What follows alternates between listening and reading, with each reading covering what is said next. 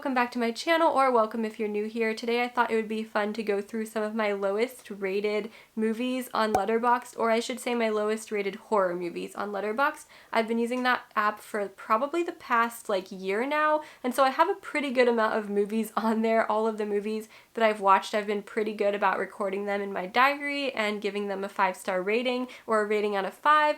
So I thought it'd be fun to sort my movies from lowest to highest and go through with you guys some of the worst movies that I've personally watched, or what I think are the worst horror movies that I've watched in the past year. Before we start, I'd like to mention that I've gotten requests to part my hair in the middle, which I tried to do and my hair would not allow me to do it, so it's off center still. However, I did change it a bit from how it was parted before. It really didn't want to, and for those of you who requested this, you know who you are. Alright, that being said, let's go ahead and get started here. I've set my filter to lowest to highest ratings, and the lowest movie that I've rated is Red Christmas. Oh my goodness, that's a movie from 2016, which honestly, I don't even want to talk about that movie. I gave this film half a star because it just made me so angry. Something about this film made me so angry. If you haven't heard of this, let me go ahead and read the synopsis on Letterboxd. A mother must protect her family on Christmas Day from a demented stranger who is hell-bent on tearing them apart. The average rating on here is 2.2 stars, but there were a lot of reactions, angry reactions about this film. So I'm not going to get into it, but if you've seen the movie, you might kind of understand why I rated it so low. Let's go ahead and move on to the next one because this is painful. So the next lowest rated movie, another half star, is Jason Goes to Hell: The Final Friday. Now, I will admit that I only made it halfway through this movie because it didn't really have to do with Jason at all, and I was kind of more excited to see Jason actually physically go to hell, which didn't happen in the time span that I watched it. Now, this might be a little bit of an unfair rating since I didn't actually get through the entire movie. The average rating on here is 1.8 stars. I'm not going to read the entire synopsis because it's so long. But it does say, evil has finally found a home. Sounds like something out of Halloween Kills. Maybe this is what's going to happen in Halloween Ends. By far, this is my least favorite in the Friday the 13th series, which I haven't actually gone through and rewatched like I said I would. This Friday the 13th that happened in May, that's okay, we're just going to have to wait for the next one. So next is a movie I rated 1 star, and that's The Ginger Dead Man. Now, I rated this 1 star even though I was kind of a little bit entertained by this. The average rating on Letterboxd for this movie is 1.7 stars. Evil never tasted so good. Okay, so what's with the whole evil, the little Halloween Kills catchphrase and all of these on Letterboxd? An evil yet adorable gingerbread man comes to life with the soul of a convicted killer, and this real-life cookie monster wreaks havoc on the girl who sent the killer to the electric chair.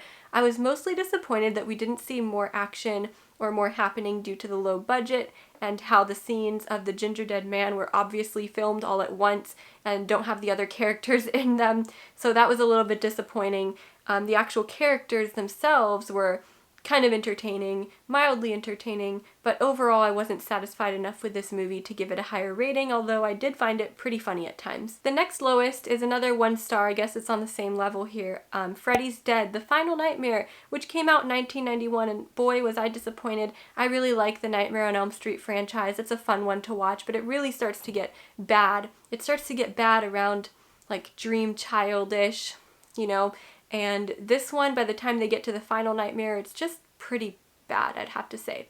So the average is 2.2 stars, which honestly seems a bit generous.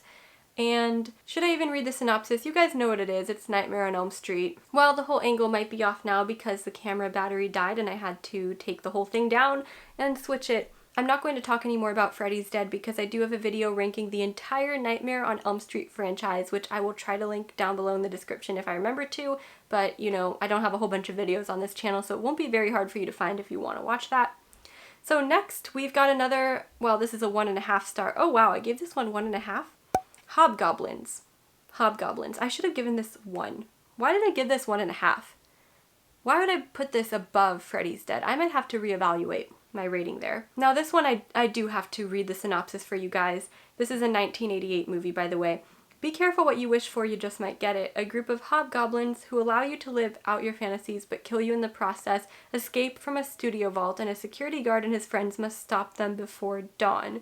And the average rating is 1.7 stars. I know there's a few of you that really like this movie and like the fun of it, but I'm sorry, I just couldn't, because I was sad because it was such a copy, the design was such a copy of Gremlins, the whole creature thing, and it was so obviously just puppets, and the problem for me was there weren't enough scenes with the actual hobgoblins themselves to make this very entertaining.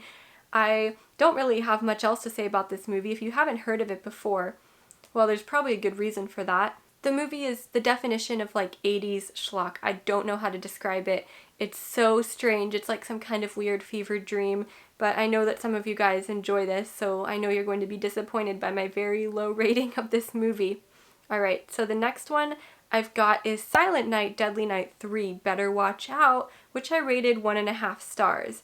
I don't even remember this movie. That's how bad, I think that's how bad it was. I think this movie doesn't even really have the original guy from Silent Night, Deadly Night in it. Like, it doesn't have anything to do with it. It's so strange. The average rating is 1.9 stars, and did I mention already I gave it 1.5 stars? Why is it that the worst movies have the longest, like, synopsis on Letterboxd? This is from 1989, by the way. You might notice a large amount of Christmas movies on this list because I participated in a horror Christmas challenge in December 2021, which accounts for a lot of these. So naturally, the next one is going to be Black Christmas from 2006, which I also gave a 1.5 stars. Oh wow, some controversial takes here. So the average rating is 2.5 stars. I really just didn't like how this movie was filmed. It was kind of like, I want to say yellowish greenish from what I remember, and I just did not enjoy this take on Black Christmas. It was not for me. I'll go ahead and read the synopsis, it's pretty short. So, an escaped maniac returns to his childhood home on Christmas Eve, which is now a sorority house, and begins to murder the sorority sisters one by one. We all probably know the story of the original Black Christmas. Unfortunately, this one just took away any of the suspense, any of the mystery around what made the original scary. Now, I am glad that they went a different approach, not just copying the original, like scene by scene, but this one just didn't do it for me, and I didn't enjoy some of that extra stuff that was added in there that I didn't think was necessary. I might have to give this one a rewatch maybe next Christmas to see if I changed my mind at all. So the next one is Jack Frost from 1997, which I also gave 1.5 stars. So you guys could see the, heavy influence of Christmas films on here. The synopsis is way too long. I'm just going to say he's chillin' and killin'. That's pretty much the movie. The average rating on here is 2.4, which is actually pretty generous. Okay, I could see myself bumping this up to like a 2-star rating, but at the same time, I don't remember enjoying myself very much watching this, so I don't know. I think I'm just going to keep it where it is for now. Okay, so next we've got A Nightmare on Elm Street, The Dream Child from 1989, 1.5 stars again. Now Freddy's a daddy he's killing for 2. I'm not going to read the rest of the synopsis. I'm not even going to say anything else. I'm just not. It's a 2.3 average rating on Letterboxd, by the way. I so hated this movie, you guys. Like, they brought back Alice, and I liked Alice, but then they ruined her character. It doesn't make sense. Now we're gonna move on to our 2-star rated movies. So we've got the Texas Chainsaw Massacre from 2022. The average rating on that is actually, 2 stars. So exactly what I gave it. In this sequel, influencers looking to breathe new life into a Texas ghost town encounter Leatherface, an infamous killer who wears a mask of human skin. The tone was so inconsistent with this movie that it tried to be serious, then at other points it wasn't serious, tried to be funny, then at points it was super like splatter, gore. Those parts were probably the most enjoyable parts of the film. We also have a Leatherface that doesn't act like Leatherface and acts more like a Michael Myers. Whatever, you guys, I made a whole video about this movie. I'll probably link that one down below if I remember to as well, if you haven't seen that. Not entirely a disappointment. The movie does have its highlights, but definitely not what I expected it to be. Next we've got Stay Alive from 2006. I gave this one a 2-star rating too. Okay, and I actually even wrote a review for this. Do